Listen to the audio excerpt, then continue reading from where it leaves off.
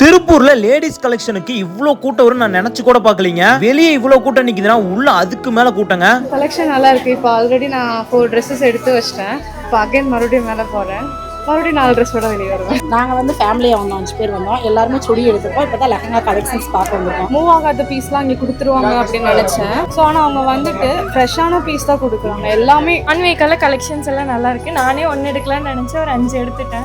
கலெக்ஷன்ல எப்படி இருக்கு? கலெக்ஷன்ஸ்ல சூப்பரா இருக்குங்க. எல்லாம் கண்டிப்பா வந்து பாருங்க. ஆஃபர்ல எப்படி இருக்கு? ஆஃபர் சூப்பரா இருக்குங்க. எல்லாமே அஃபோர்டபுள்.